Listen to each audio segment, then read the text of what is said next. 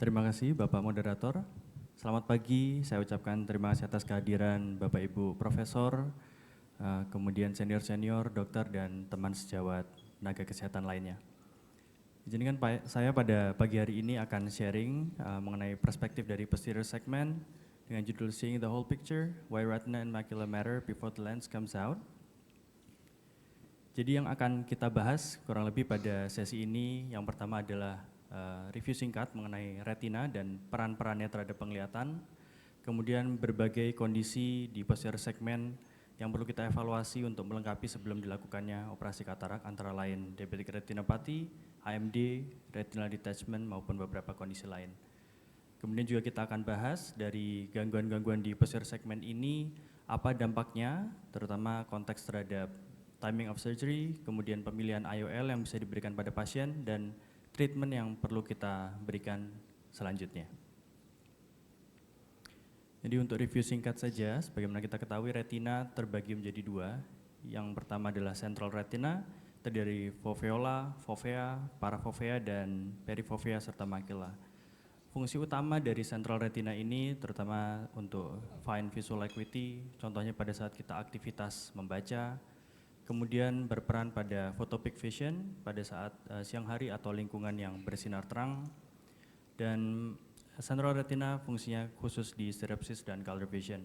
Sementara untuk peripheral retina yang terdiri dari near, mid, far periphery hingga ora serrata, fungsinya utama di gross visual acuity, kemudian di lingkungan yang dim light atau scotopic, dan dia sensitif terhadap pergerakan sekitar di lingkungan. Beberapa kondisi yang akan dibahas pada materi kali ini, yang pertama yang paling sering adalah diabetic retinopathy, kemudian retinal vascular disease, age-related macular edema, high or pathological myopia, kemudian juga retinal detachment dan lesi-lesi yang berisiko menyebabkan terjadinya retinal detachment. Diabetic retinopathy sendiri kita tahu awalnya dari non-proliferative NPDR yang mild kita hanya bisa temukan berupa mikroaneurysm, namun bila pasien kontrol gulanya kurang baik atau sudah baik namun berlangsung cukup lama akan tetap bisa progres sehingga kita bisa temukan lesi seperti exudate, cotton wool spot, atau cotton wool spot, mikroaneurysm. Namun apabila tetap berlanjut, kita bisa temukan neovaskularisasi baik di retina maupun disk. Yang seringkali kita temukan adalah pada kasus NPDR bahkan hingga PDR selama tidak menyebabkan terjadinya perdarahan atau gangguan di makula, pasien seringkali tidak sadar bahwa ada perburukan pada kondisi retinanya. Dan yang biasanya menyebabkan pasien datang ke kita buram karena katarak, tapi ternyata dievaluasi, oh retinanya jadi ada gangguan diabetic retinopathy dan perlu treatment lebih dahulu, atau apabila pasien juga terjadi DME.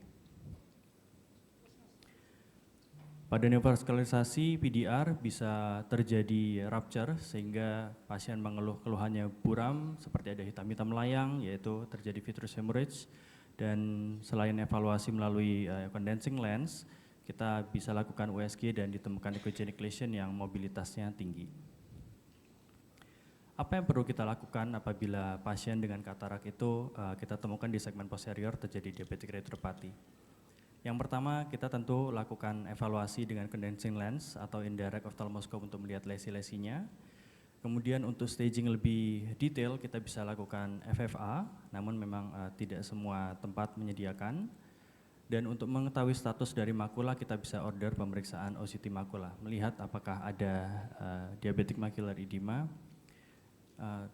Pada kondisi di mana katarak yang pasien alami mungkin sudah advance sehingga tidak memungkinkan evaluasi dengan alat-alat tersebut, at least kita perlu melakukan USG. Jadi memang tidak bisa melihat lesinya secara langsung, tapi kita bisa exclude kemungkinan-kemungkinan seperti hemorrhage atau traction retinal detachment. Dan kita perlu jelaskan ke pasien bahwa ada keterbatasan pada segmen posterior evaluasi retinanya, sehingga pasien perlu aware bahwa bukan hanya katarak masalah di pasien. Jadi kita jaga ekspektasi agar tidak terlalu tinggi.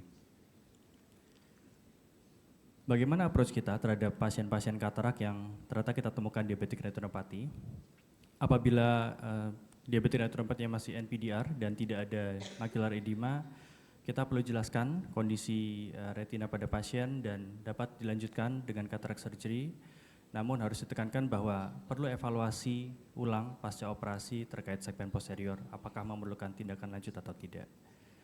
Apabila kita dapatkan dari hasil OCT pre-op itu NPDR dan ada macular edema, maka kita perlu gunakan anti-VEGF intravitreal sebelum surgery, karena operasi katarak kita tahu akan memicu mediator inflamasi, salah satunya VEGF, dan itu akan membuat DME yang pre-existing bisa semakin buruk. Apabila pasien ini katarak yang masih mild atau moderate dan pada segmen posterior kita temukan stage proliferative diabetic retinopathy, kita perlu usaha dengan dilakukan laser fotokoagulasi PRP. Memang tidak bisa seluruhnya karena keterbatasan dari media, namun at least dengan kita apply laser PRP ini, kita turunkan oksigen demand, kemudian juga mencegah terjadinya imbalance demand supply oksigen yang in return dapat menyebabkan neovaskularisasi atau perburukan dari diabetic retinopathy. Namun apabila kasus-kasus di mana kataraknya sendiri sudah terlalu tebal, namun kita mungkin tahu dari kontrol sebelumnya beberapa bulan ini pasien sebenarnya sudah PDR, kita perlu jelaskan bahwa memang kita akan lakukan operasi katarak, namun karena status dari retinanya sendiri kurang bagus, mungkin berikutnya perlu evaluasi ulang dan treatment. Pada beberapa kondisi kita bisa juga berikan anti-VEGF pada saat durante operasi katarak untuk mencegah perburukan. Selanjutnya penyakit yang kedua paling sering adalah retinal vascular disease, CRVO dan BRVO, tergantung dari kuadran mana lesi-lesi hemoragiknya muncul, dan ini biasanya terjadi pada pasien dengan kondisi sistemik hipertensi dan dislipidemi. Yang perlu kita lakukan, kita jelaskan kepada pasien pertama kali adalah bahwa pasien harus menjaga kondisi sistemik yang mendasari. Kemudian selama masih memungkinkan kita lihat lesinya, kita perlu treatment, kita OCT dulu untuk melihat bengkaknya dari makulanya dan kemudian kita treat subsequently dengan anti-VEGF. Dan setelah kemudian bisa makulanya resorb, kita bisa berlanjut dengan operasi katarak, namun kita harus jelaskan juga ke pasien bahwa ada keterbatasan mungkin dalam visus pasca operasi. Selanjutnya pada pasien-pasien dengan katarak yang ya mungkin dengan seiring semakin populernya LVC atau prosedur bedah refraktif, dan pasien-pasien ini mungkin yang tahun 90 itu operasi lasik, mungkin di luar negeri, mungkin di Indonesia memang belum marak, tapi rata-rata beberapa kali kita sudah lihat pasien umur 50, visusnya masih 1/10 kita temukan ada katarak, tapi pada saat kita evaluasi segmen posterior, tigroid, nggak sesuai, padahal biasanya kalau high myopic, visus sudah 1/60-an. Jadi rasanya pada masa ini kita perlu selalu tanya kepada pasien, bahwa apakah pernah menjalani prosedur tindakan laser vision correction, karena jumlahnya semakin banyak dan mereka mulai di usia yang baru onset katarak. Kita juga perlu anamnesis juga ke pasien mengenai sebelum keluhan kataraknya ini muncul, apakah penglihatannya simetris, karena kadang-kadang memang ada yang anisometrop. Kemudian juga kita jangan lupa selalu harus evaluasi mata kontralateralnya karena dapat memberikan ide clue mengenai petunjuk mengenai kondisi segmen posterior pada pasien ini. Yang kita evaluasi pada pasien dengan high myopic atau riwayat high myopic, yang pertama adalah kita evaluasi perifernya untuk melihat mencari lattice degeneration, holes, kemudian di area makula kita mencari apakah terdapat CNV ataupun macular hole, kemudian di vitreous kita lihat apakah ada pre-existing PVD ataupun floaters. Dan kita juga perlu lihat, perlu cermati apakah ada posterior stafiloma yang nanti akan berdampak mungkin di teknik biometrinya, karena jangan sampai axial length yang terdetek itu di posterior stafilomanya, padahal yang kita butuhkan adalah axial length yang mengarah ke area makula. Apabila pada pemeriksaan kita temukan lattice degeneration dengan holes, kita perlu lakukan laser fotokoagulasi sebelum dilakukan operasi katarak, karena sangat berpotensi memicu terjadinya retinal detachment pasca operasi katarak. Dan sebaiknya kita jeda, kita beri interval 1 bulan dari apply laser hingga dilakukan operasi katarak untuk memberikan waktu terbentuknya scar dari fotokoagulasi 2 hingga 4 minggu. Pasien juga harus kita jelaskan bahwa setelah operasi katarak, dikarenakan media sudah clear, pasien mungkin saja mengalami keluhan seperti flashes dan floaters. Atau apabila kita mungkin kurang yakin, kita perlu selain jelaskan ke pasien, kita juga bisa refer ke retina spesialis untuk pemeriksaan peripheral yang lebih detail. Kemudian pada pasien dengan high myopia kita juga dapat melakukan OCT untuk menilai dari kondisi makula yang paling sering terjadi CNV. Apabila kita temukan ada bleeding, hemorrhage, memang kita sebelum operasi katarak perlu diberikan anti-VEGF. Dan selain itu dipastikan juga kondisi perifernya. Kemudian apabila kita temukan macular hole dari OCT, terutama dengan yang macular hole index yang masih baik, dengan prognosis yang masih baik, kita idealnya memang dilakukan repair macular hole combine dengan pada saat operasi kataraknya. Selanjutnya untuk pasien retinal detachment yang juga terjadi katarak, sebagaimana kita tahu kadang-kadang kalau kataraknya muncul dengan sinekia itu biasanya karena peradangan, bisa jadi salah satunya disebabkan karena gangguan di segmen posteriornya yang kemudian memicu terjadi katarak. Jadi yang perlu kita lakukan selama masih media anterior yang memungkinkan, kita evaluasi posterior menggunakan indirect atau condensing lens. Namun apabila sudah terlalu dense katarak, at least kita perlu lakukan P-scan, USG. Apa yang perlu dilakukan pada pasien dengan combined retinal detachment dan katarak? Ya idealnya kita lakukan combined surgery. Atau apabila tidak memungkinkan, mungkin di institusinya tidak terdapat retinal specialist, maka kita perlu bisa lakukan operasi kataraknya, namun berikutnya segera kita refer untuk penanganan untuk retinanya. Selanjutnya untuk kasus katarak yang disertai dengan EMD, kita perlu lakukan pemeriksaan fundus foto, kemudian OCT untuk setidaknya bahan dokumentasi dan kita counseling kepada pasien bahwa ada penuaan di area makula dan atas kondisi ini memang sebaiknya kita tidak sarankan pemberian multifocal IOL. Pada pasien dengan dry AMD, benchmarknya dia itu irregular dari RPE, itu kita dapat berikan AREDS suplemen, namun kita juga perlu jelaskan bahwa AREDS bukan berarti bisa mereverse gangguan yang sudah terjadi, tapi hanya menghambat progresivitas. Dan pasien dapat dilakukan operasi katarak untuk at least dapat perbaikan dari segi perifernya, meskipun mungkin untuk fine vision berupa aktivitas membaca mungkin masih terganggu. Pada pasien yang menderita wet AMD, kita perlu lakukan injeksi anti-VEGF dulu hingga terbentuk resolusi dari edema makulanya atau terjadinya scar.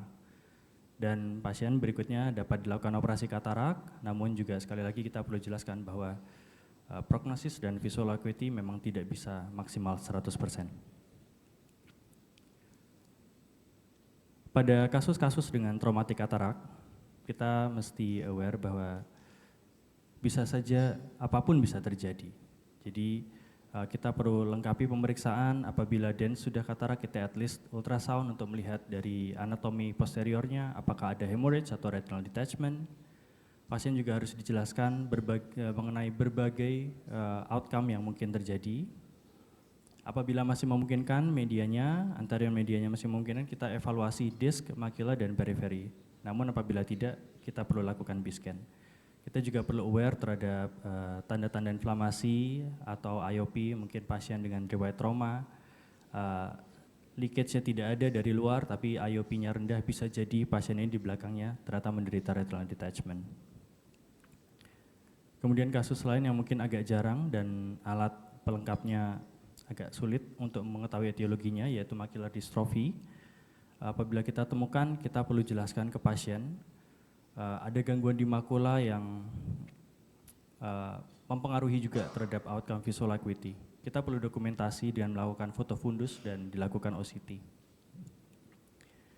Kapan kita mesti menduga bahwa ada yang tidak beres di segmen posteriornya? Yang pertama tentu ketika kita lihat severity dari kataraknya tidak sesuai dengan BCVA pada pasien atau komplain pada pasien ini sudden onset. Jadi pada kasus-kasus hemorrhage biasanya sudden onset, sementara kalau katarak biasanya keluhan blurriness-nya gradual. Jadi di zaman sekarang di mana pasien-pasien semakin demanding, pasien kadang-kadang jadi merasa kurang puas ketika setelah operasi katarak, ternyata baru kemudian di-refer ke vitreoretinal. Jadi kita lebih baik dari awal kita lengkapi seluruh pemeriksaan yang memungkinkan untuk at least memberi konseling mengenai kondisi yang memang terjadi dan ada batasan-batasan apa yang kita curigai bisa mempengaruhi outcome dari operasi kataraknya. OCT mungkin juga perlu kita lakukan secara rutin untuk pasien-pasien yang kita rasa demanding ini ketika retina memang masih memungkinkan untuk dievaluasi melalui media refraksi, melalui media yang sudah ada katarak tipisnya tersebut. Kemudian juga tidak disarankan atau at least berpikir ulang sebelum kita berikan IOL premium pada pasien-pasien yang kedepannya mungkin memerlukan tindakan operasi. Contohnya pada pasien yang dengan advance PDR. Take home message-nya yang pertama adalah kita perlu evaluasi posterior dengan condensing lens atau ophthalmoscope, kemudian OCT apabila media masih memungkinkan, B-scan ketika katarak sudah dense, kemudian kita juga perlu evaluasi mata sebelahnya untuk melihat at least pada kasus-kasus seperti diabetes retinopati atau high myopia, apabila mata yang dikeluhkan ini kataraknya sudah terlalu sulit untuk mengevaluasi retina. Kita juga perlu menterapi atau mengelola systemic conditions atau gangguan okuler sebelum, durante, dan setelah operasi katarak. Dan jangan sungkan untuk melakukan referral dan meminta opini dari sejawat posterior segment ketika dirasa diperlukan. Jadi in the end kita memang perlu banyak informasi, kita lengkapi semua pemeriksaan sehingga kita bisa melakukan operasi katarak yang baik dan bahkan pada kondisi di mana mata satu sudah tidak bisa melihat karena neglected, at least di mata yang satu ini monocular patient ini bisa happy atau at least puas. Atau setidaknya dia tahu what to do mengenai agar dia bisa mencegah agar tidak totally blind eye pada kedua mata. Demikian presentasi dari saya. Terima kasih. Wassalamualaikum warahmatullahi wabarakatuh.